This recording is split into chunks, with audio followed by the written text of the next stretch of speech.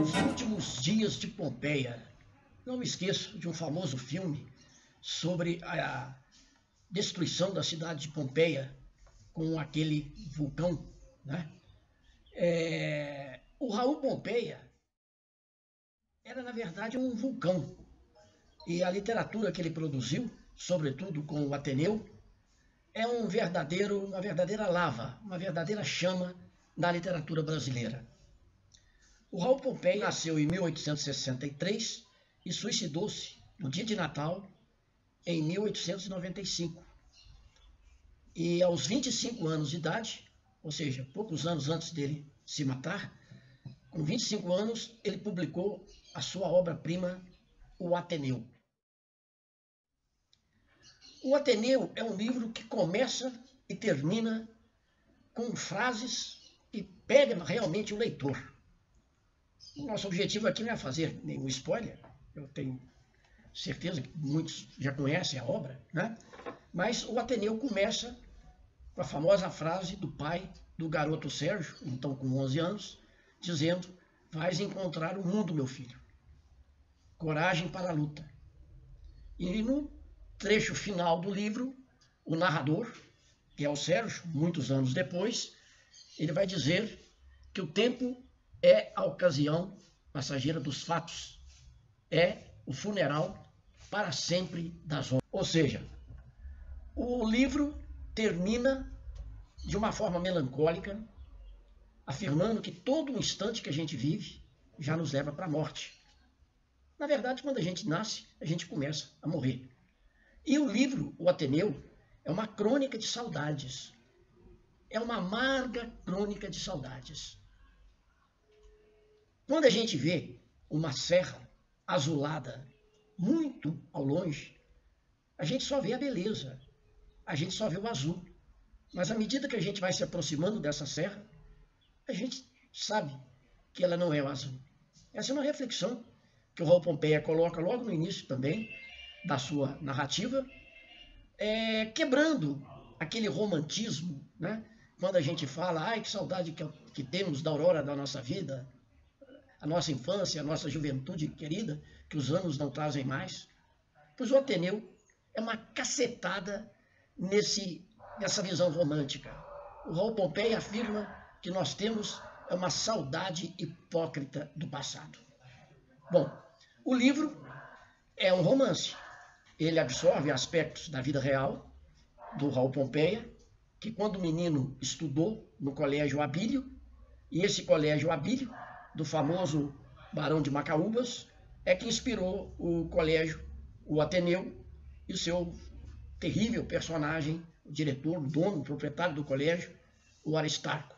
Então, o Raul Pompeia se inspirou na sua própria vivência. Mas esse livro não é absolutamente um livro simplesmente autobiográfico, um livro memorialístico. O livro é um romance, é uma obra de ficção, é uma narrativa que se caracteriza por um estilo bastante artístico. Daí a dificuldade.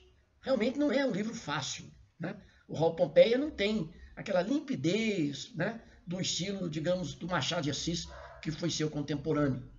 A obra do Raul Pompeia é caracterizada por um estilo muito rebuscado, embora possa sim ser entendido pelos nossos jovens. Outra observação que deve ser feita, principalmente em termos didáticos, é a respeito do estilo de época. Muitos livros didáticos não consideram o Ateneu como um livro simplesmente realista ou simplesmente naturalista. Eu diria que o livro tem aspectos realistas, tem aspectos naturalistas, principalmente num quesito que foi bastante explorado pelos autores naturalistas, sobretudo pelo Aloísio de Azevedo, que alguns anos depois escreveu Curtiço, né? Tanto o Curtiço quanto o Ateneu são livros que, coincidentemente, apresentam incêndios em momentos capitais da sua narrativa e apresenta bastante a característica do zoomorfismo, um verdadeiro bestiário dentro do Ateneu.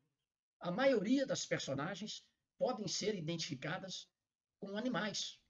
Tem um que se assemelha a um hipopótamo, o outro se parece com um porco, o Aristarco tem momentos de leão, tem momentos de abutre, né? Então, você pode encontrar ao longo do livro vários animais na caracterização dos personagens, né? A isso dá-se o nome de zoomorfismo ou uma visão animalizada das pessoas. É interessante que o livro Ateneu também tem aspectos do simbolismo. O Raul Pompeia, ao fazer a sua escritura artística, ele valoriza bastante aspectos musicais, as assonâncias, as aliterações, sinestesias, né, fundindo associações de cores com aspectos sensoriais, de modo geral, e pálago, né, quando há um deslocamento. Por exemplo, depois que o Franco, um dos meninos, morre, eles encontram uma gravura pornográfica nos seus guardados. Era uma figura gorda de mulher, né? Não é a mulher que era gorda, a figura que é gorda, a gravura gorda, né? Aí o procedimento da hipálage. Hipérbole é um livro que valoriza bastante o exagero da expressão. Por isso que o livro, além de guardar aspectos naturalistas, realistas, simbolistas, o livro também apresenta até notas expressionistas. O estilo do Raul Pompeia, em vários momentos, tange ao expressionismo, à visão exagerada da realidade, não obstante as ilustrações que permeiam todo o livro sejam leves. Elas são feitas pelo próprio autor na base do bico de pena. Se o autor tem um estilo caricatural, bastante exagerado, bastante expressivo, as suas ilustrações, por outro lado, são mais leves, né? O livro, na verdade, apresenta várias tensões, várias contradições, e esse contraste da ilustração e do estilo, às vezes até verborrágico do autor, é uma das tensões do livro, né? Bom, o livro também tem aspectos que o prendem ao impressionismo, uma forma mais subjetiva, mais intimista de captar a realidade. E há autores que chegam até a dizer que o Raul Pompeia é um precursor do modernismo. Tem certas imagens dele que tangem pelo surrealismo e uma forma assim demolidora dele abordar o real de uma forma com muita irreverência, já o aproxima do modernismo.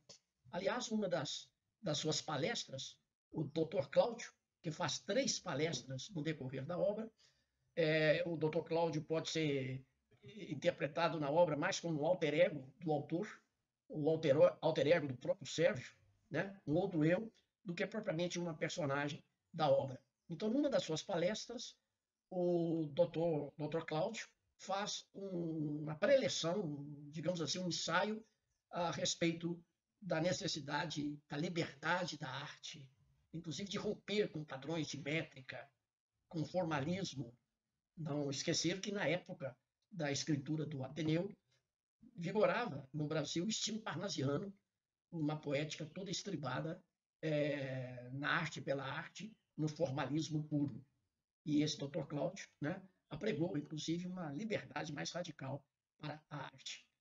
O escritor, poeta e crítico Ledo Ivo dizia que as palestras do Dr. Cláudio eram como se fossem ilhas ensaísticas, mas há outros autores que contestam isso. Eu acredito que a expressão ilha é mais no sentido formal, porque o livro é uma narrativa, o livro é um romance, e as palestras do Dr. Cláudio seriam, né, estruturalmente falando, ensaios.